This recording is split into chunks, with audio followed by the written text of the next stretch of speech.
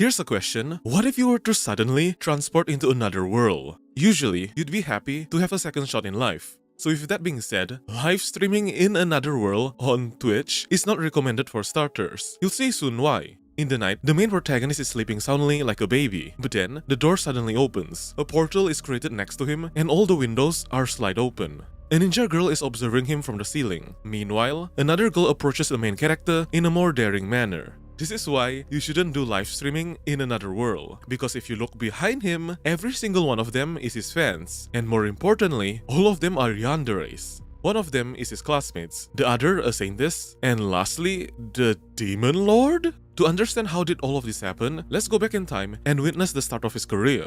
In Atarashia, the Roja's kingdom, in the Sistal Royal Academy, the main character is going back home after another exhausting day at school. He's glad that he can unwind again. Inside his student dorm, he hangs up his clothes on the hanger and puts his headband on. My guy has the SM7B, a pop filter, and an MSI monitor. Not sponsored by the way. Time to do another live stream on Twitch. He greeted his viewers excitedly by shouting through the microphone like a Call of Duty player. He wants to know how everyone is faring this past week. Then, a large amount of comments appeared in the chat box. He thanks them for taking their time in listening to his stream. Somehow, all of them can speak Japanese, but we don't need to worry about the plot holes. As usual, one of the staples of his live stream is giving advice through the letters that he receives. For the first one is from a man named Akuta, a B-rank adventurer. On the other day, some guy joined his party, but he kicked him out because of him being useless. He can only use support magic. The streamer quickly noticed his mistake and calls him stupid. First off, scouting magic helps avoid danger, and he can even repair your weapons rather than spending money to repair them in a shop. Moreover, he really dislikes the way he should talk about his ex-teammate. Most of the chat agrees with his statement.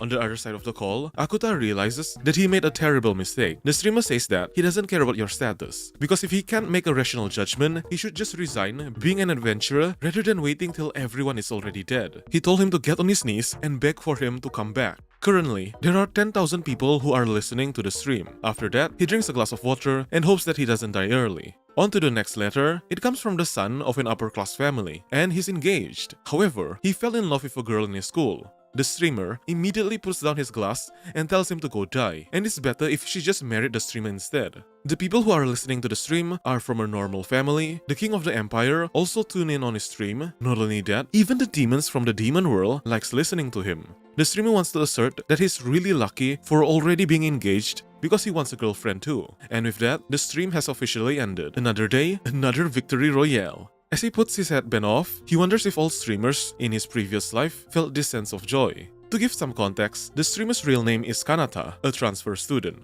On the next day, the professor told the students that magic is all about using their imagination. Kanata realizes that he's been living here for quite a while ever since he got reincarnated. At first, he was so ecstatic to learn about magic, but now it's kind of boring. The reason being is because he has unlimited power. Basically, he's your typical overpowered main protagonist. At just the age of 4, he can already split the earth apart. After taking the exam, he got a star which allowed him to enroll into a prestigious academy. However, the nobles hate him since he's just a commoner. He quickly realizes that the prejudice against the commoners is obvious once he enrolled in the school. Wanting to avoid a fight, he recommends asking the teacher for their previous questions. One of them got livid with his attitude, but then someone appeared, which stunned the boys. She's breathing profusely. Her name is Maria. The professor excuses her for coming late since she has duty in her household. The teacher wants her to demonstrate her magic talent, but one of them insists on doing it instead. He clearly wants to show off that he has triple stars that indicate that he has the highest rank. He gets ready his magic spell, and when the teacher gives the okay, he casted a fireball which burnt right through the bullseye. Now it's Kanata's turn. As he prepares his magic spell, he casts the fireball, which completely obliterates the surroundings upon making contact with the target. God damn it, he overdid it again. Maria watched in awe, and the others are in shock. The teacher laughs to himself at his ridiculous strength. Due to all the targets being burnt to a crisp, they will now proceed with individual training. However, all of them have no motivation after witnessing his power. The bully can't believe it. How can a peasant like him have such strength? He calls him out on cheating, and the others prepare to fight him. But Maria quickly dissipates the commotion. Noticing that it's Lady Maria herself, they quickly back down. She explains that social status has nothing to do with one's magical aptitude. People like him possess unique qualities that made them pass the exam. She threatened them to stop acting that way or they'll face the consequences. The bullies bow down while apologizing to her. She called out to Kanata. She complimented his magic. If his memory is correct, she must be Lady Maria from the royal family, and she's also the youngest of the 3 princesses. Please just get this over with. His social anxiety is getting the better of him. Maria knows what he's thinking. Why does conflicts keep arising around social status? She references a mysterious person while talking softly. When asked if she said something, she quickly retreats and says to not provoke people with his power even if he's angry. Kanata thought to himself that they were the one who started it first. In the night, he did his usual live stream. The sight reminded him of the time that he upgraded his PC with an RTX 4090. In the fantasy world, they have terminals like a network which allow to transmit signals. So Kanata used his limitless power to converge all the lines and create something similar to a streaming site. That's why he's the only streamer, because if other people were to do it, they would quickly run out of magical power. In his stream, he expresses his discontent to the state of the social hierarchy. He just wants everyone to get along despite their social standings. His chat became divided with that topic, but then he saw a colored message saying that the person is glad to hear his voice again.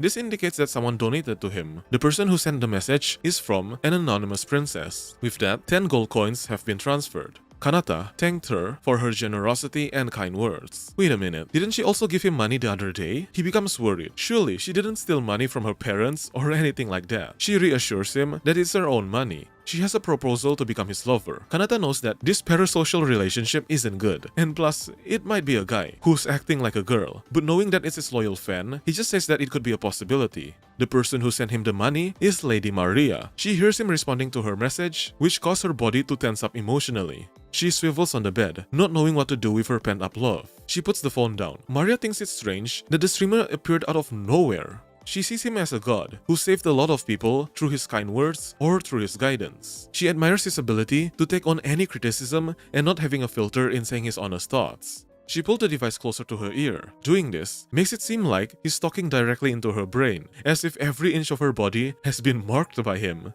Lady Maria doesn't want to have this parasocial relationship, but fully be his devoted wife. She'll do anything for her god. As mentioned before, Kanata has amassed a large group of followers, and from this point on, he's still unaware of what is about to befall him due to his large influence that will cause him his own demise. To recap, Kanata reincarnated into a fantasy world and has unlimited power, which allowed him to be a streamer. However, this attracted some Yanderes in his way. In the school premise, Kanata is enjoying his stroll back home. He wants to avoid people as much as possible due to the constant prejudice against him. As he turns over a corner, he witnesses a guy confessing his love to Lady Maria. However, she made it clear that she has already someone she loves. Why does he keep stumbling across these weird scenarios? The guy wonders if she has an arranged marriage. Maria says that she can choose whoever she wants to date. He accepts his fate and runs away while crying. If it was Maria, he wouldn't mind if she became his girlfriend. He's jealous for the guy that she likes. As he was about to take another route, she calls out to him for spying on them. He apologizes since it's his way back home. She chuckles to herself and says that she's just joking. Then he retreats. She finds it odd that his voice is so nostalgic. In the night, he's excited to start the live stream again. And so is Maria. She rolls around her bed like a maniac after hearing his voice again.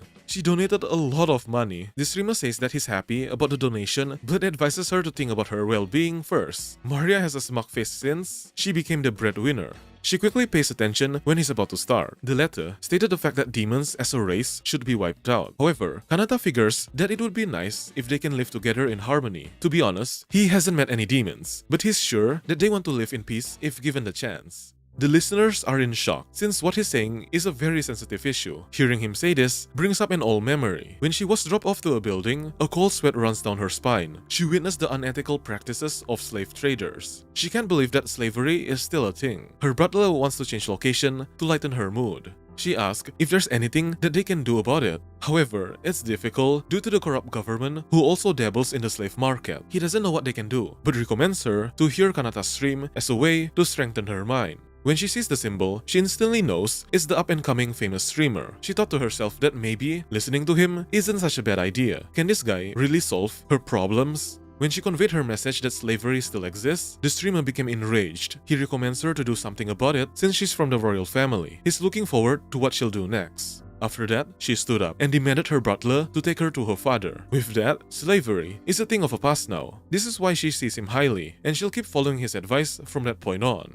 Therefore, in this academy, she'll crush the disparity between the commoners and the nobles. But when she noticed the chat, everyone wants to be his wife. This absolutely pissed her off. She instantly went into Yandere mode and keeps donating money, in order to make it clear that she's the only one for the streamer. Kanata is flattered, but he doesn't like them fighting amongst each other, especially if there's other people listening. She made a hasty conclusion that the streamer must hate her as she tears up. She can't believe her savior hates her, but her mood quickly shifts when he said that he forgives them. Maria worshipped him as if he's some type of god. This is why you shouldn't have a parasocial relationship. He also made it clear that he wants them to get along with demons as well. He wonders what the Demon King looks like. Hearing this causes the entire nation to be turned upside down. There's one unspoken rule in this world, and that is to not speak about the Demon King.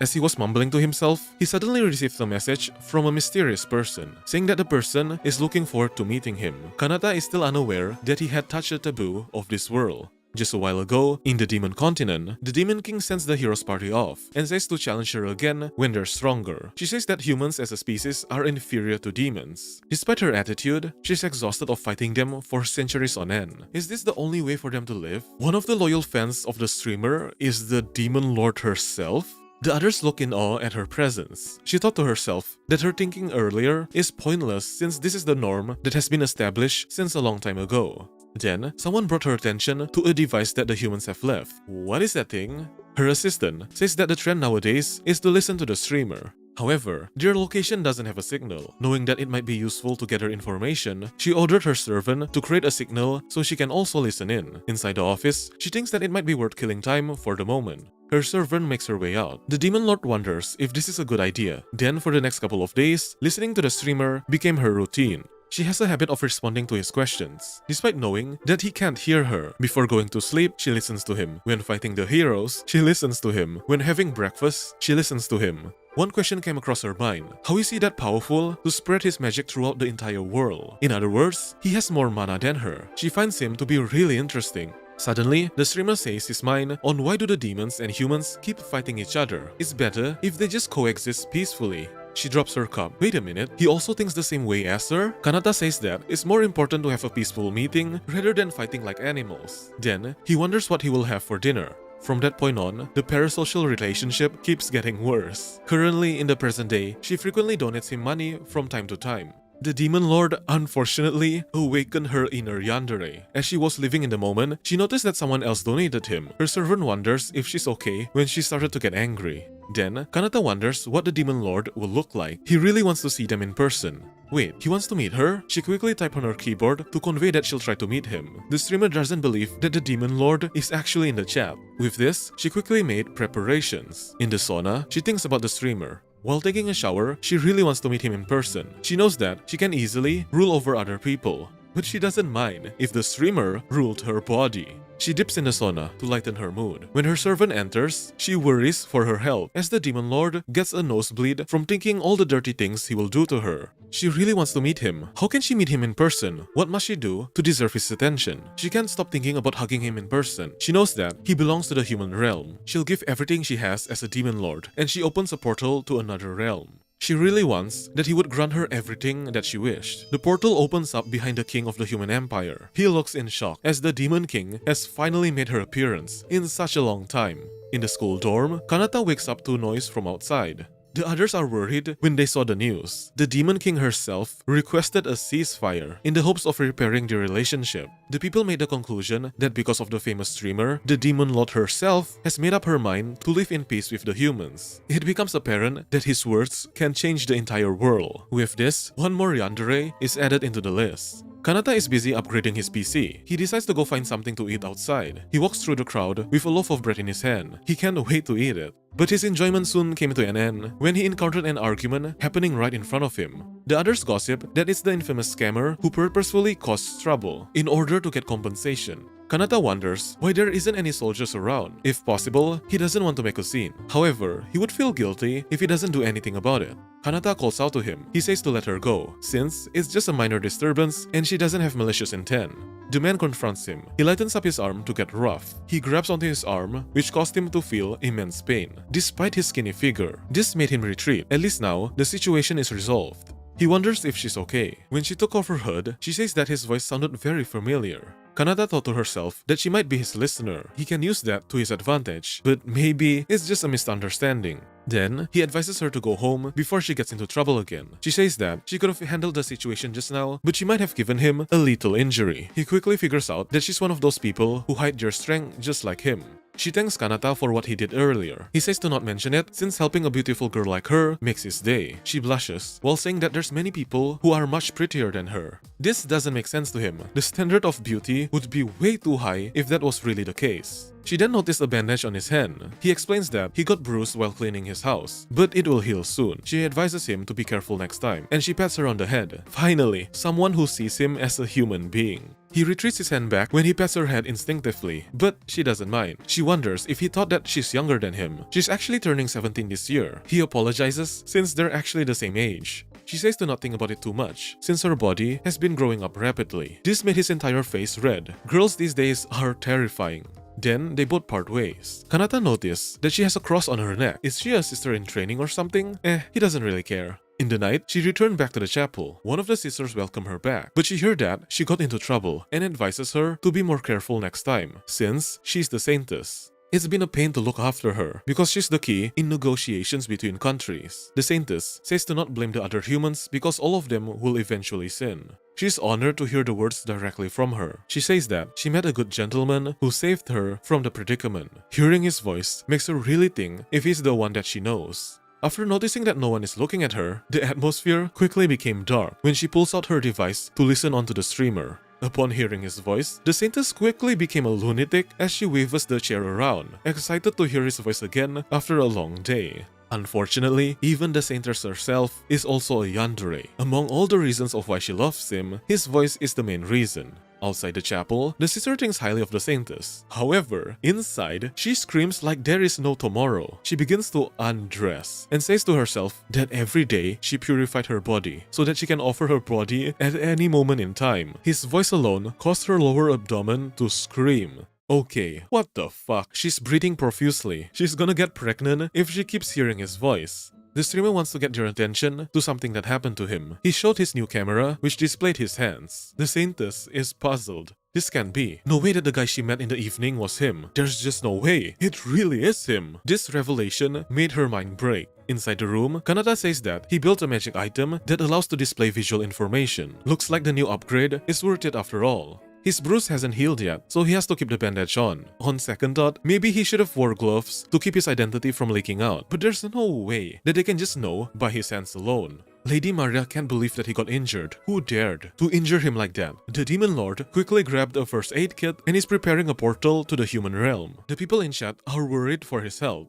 The streamer explains that he got injured while arranging the books on his shelf. Moving on, the reason of why he has a camera now is to give a more immersive experience for his viewers. Seeing that his loyal fans really cared about him made him happy. Now, it's time to read their letters once again. 2 hours later, he's enjoying his time since all of them are so fun to see again. But then, as he turns his head, he received a death threat. The leader of the Mantis gang is pissed off about his opinions on stream. It makes him want to just torture him. They will find him and kill him painfully. The Yanderes ignited their flames, but the streamer doesn't give a fuck. This could be troublesome if this keeps happening to him. To be fair, people will get jealous for the position that he has, to earn money just from streaming. Kanata keeps his composure and says to not threaten people like that, but all 3 of the Yanderes have made their move. The question is, what would happen if you threaten to kill the streamer, even as a lie? Just how much power does his faithful listeners even have? The thief will soon find out the consequences of his actions. Hours later, inside the cave, all the thieves are dead. The leader runs out of the cave while breathing heavily. Why do the soldiers suddenly know their location? The knights have swarmed the entire area, leaving no room to escape. Even people from the chapel have arrived as well. What the hell is just happening? Is it because he threatened him? Who does he think he is? Then, his foot got chopped off. He screams in pain. One of the knights says that it's pointless in running away. When he tries to crawl away, his arm got pierced by light magic. She says that he shouldn't struggle for his own sake. In the sky, the demons have also arrived. If they would have known that the humans would be here first, they wouldn't even come in the first place. Just who are all these people? The 3 Yanderes conveyed their message to not fuck around with the streamer via their assistants. The humans are disgusted by the fact that he would even dare to get his filthy hands on the streamer. This was an absolute blunder. He found out that death threats online are not to be taken lightly. A few days later in the school, the news have spread that the Royal Knights have taken care of the Mantis gang. Hearing that name makes Kanata have a nostalgic memory of them. One of his classmates dropped his handkerchief, but he just ignores him. Why does everyone keep treating him this way, even though he's been really nice throughout his school years? The other students gossip that the teachers might have an important meeting. As the teacher goes inside the classroom, they can tell that he's lifeless. He came to bring the news that a new student will be joining their classroom. The other students are excited by this uplifting news. However, she's someone who's really important in the capital. The teacher advises them to treat her well, since the person who's being admitted is actually the Saintess? What the hell is she doing here? The news of the Saintess transferring into the S class have quickly gained the attention of various students from all the years. Kanata finds it funny that all the students swarm around her immediately. Kanata still can't believe that she's the actual Saintess. A girl asks her of why she suddenly wants to transfer to their academy. She simply says that she wants to do an observation, but she actually has another goal in mind. Recalling back from the time when he was still young, once every few decades, a person with great mana and a good personality is selected to be the Saintess. She has the authority to utilize the entire church and is also close with the royal family. From that deduction, she might be close to Lady Maria. To think that a girl that he run into is actually the Saintess. By the way, why didn't she choose the highest ranking class instead? Looking back, thank God she forgave him for the way he treated her back then. Though she probably wouldn't remember an insignificant character like him.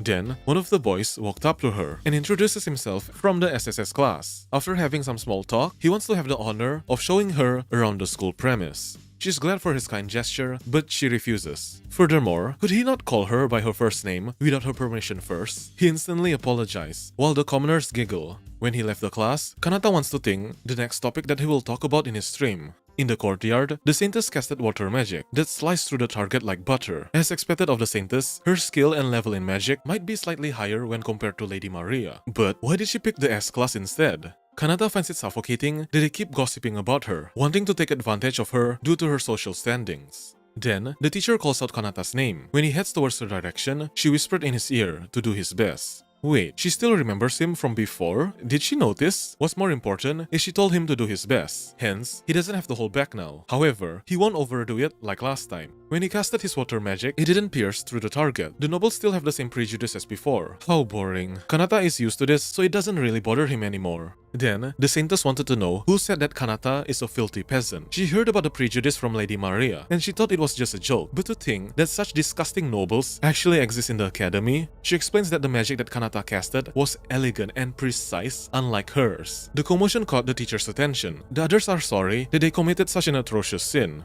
The Saintess says that nobility doesn't make them special. With the final nail in the coffin, she tells the nobles to learn some shame. This made him a bit happy, but isn't that a bit of an overreaction? The bully looks at him. Somehow, the situation became even worse than before. Behind the school building, he's enjoying his lunch alone. In the end, he didn't get to talk to the Saintess, but he got his parasocial relationship with his fans, so it should be alright. What should he talk about tonight? He's practicing his script by mumbling to himself, but someone stands behind him. As he turns his head, he's surprised that the Saintess is here to meet him. What could she possibly want to talk with him? Is he dreaming right now? She says that she was going to look around the school premise, but it led to him. She giggles to herself. It looks like they reunite again. Kanata wonders why she seems to act more closer than before. He says straightforward that she's the girl that he met in town, which resulted in her to pout. She wants him to talk to her casually and stop acting so formal around her. Due to her cuteness, he gives in.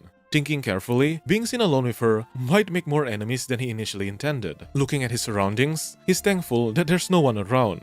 The Saintess grabs his hand and wants to know if it's okay if she calls him Kanata, and he calls her Alfana. He questions if it's really okay, since before this, she has a negative reaction to it. Despite that, she insists on him on calling her first name. Could he at least grant her simple requests? Noticing her honest behavior, he tries to mutter her name. This caused the neurons in her brain to be activated at a fast rate. Her entire body melts down when he called her by her first name. He thinks to himself that although she's definitely a weirdo, at least she's adorable and has a nice personality. Isn't she a bit too perfect? Ironically, she's far from the word perfect. Knowing that he called her by her name, isn't that basically an agreement into marrying her? This is exactly why you shouldn't have parasocial relationships. Kanata didn't know what just transpired, because for him, he doesn't know that Alfana harbors unspeakable desires within her. On the next day, Kanata is going to his classroom. He noticed that Alfana came early, as expected of a Saintess. Then, someone else entered the classroom. The students watch in shock as they see Lady Maria herself came to visit the Saintess, Alfana. She's glad that she gets to see Lady Maria again.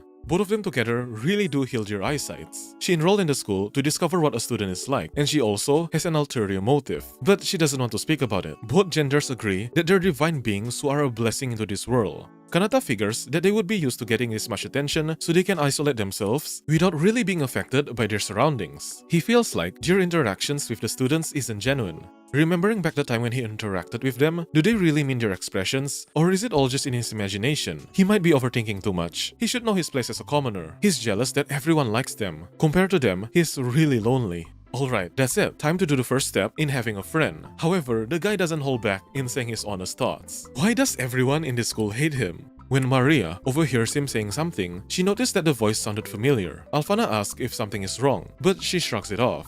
At the same time, in a noble's mansion, a large stack of gold coins are piled on the table. Two people are in the room. The person steps on the device, breaking it in the process. He wants to give an assassin a mission, which the person accepts. He wants to know, who does he have to kill? The noble says to not rush things while laughing to himself. In the school, Kanata overhears one of the students mentioning the word Crow. The girls are gossiping about an incident that involves a person named Crow.